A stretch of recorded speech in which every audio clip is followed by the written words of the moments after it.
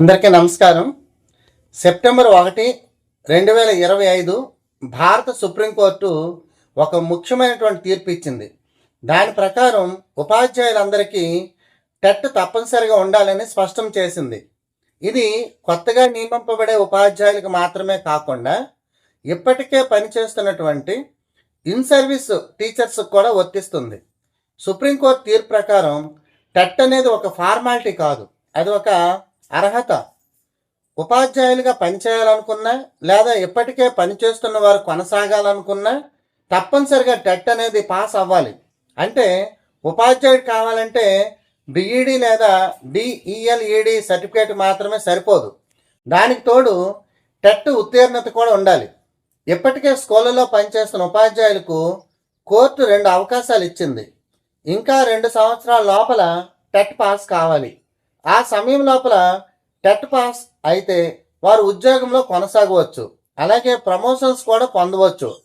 అయితే ఎవరికైనా 5 సంవత్సరాల లోపే రిటైర్మెంట్ ఉంటే వాళ్లకు మినహాయింపు ఇచ్చారు. వాళ్ళు టెట్ లేకపోయినా ఉద్యోగం కొనసాగించవచ్చు, కానీ పదోన్నతులకు మాత్రం అర్హత ఉండదు. టెట్ పాస్ అయిన వారిని ఎంపిక చేస్తారు. టెట్ లేకపోతే ఏ రకమైన టీచర్ పోస్ట్కి దరఖాస్తు చేసుకునే అవకాశం ఉండదు.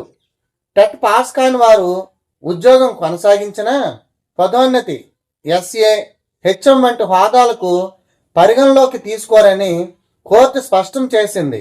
మైనారిటీ మేనేజ్మెంట్ ఉన్న ప్రైవేట్ స్కూల్స్ ఈ తీర్పు వర్తిస్తుందా లేదన్నది లార్జర్ బెంచ్ నిర్ణయించాల్సి ఉంది. అంటే ఆ అంశం ఇంకా తుది నిర్ణయానికి రాలేదు. ఈ తీర్పుతో ఆంధ్రప్రదేశ్లో పనిచేస్తున్న చాలామంది ప్రభుత్వ, ఎయిడెడ్, ప్రైవేట్ ఉపాధ్యాయులపై ప్రభావం పడే అవకాశం ఉంది. ఇప్పటికే పనిచేస్తున్న టెట్ పాస్ కాని టీచర్లు 2 సంవత్సరాలలో పరీక్ష పాస్ కావాలి. రాబోయే డిఎస్సి, టెట్ పరీక్షలు మరింత ప్రాధాన్యంగా మారాయి. పదోన్నతుల కోసం కూడా టెట్ తప్పనిసరిగా మారింది. రాష్ట్రంలోని ఉపాధ్యాయ సంఘాలు ఈ తీర్పుపై ఆందోళన వ్యక్తం చేశాయి. పాత నియామకాల సమయంలో టెట్ అర్హత అవసరం లేకపోయింది. ఇప్పుడు ఈ నిర్ణయాన్ని వెనక్కి తీసుకురావడం అన్యాయమని వారి వాదన. అందుకే కొందరు సుప్రీంకోర్టులో రివ్యూ పిటిషన్ వేయాలని కూడా ఆలోచిస్తున్నారు.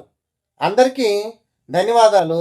ఈ ఇన్ఫర్మేషన్ మీకు నచ్చినట్లయితే మన ఛానల్ సబ్స్క్రైబ్ చేయండి, లైక్ చేయండి, షేర్ చేయండి.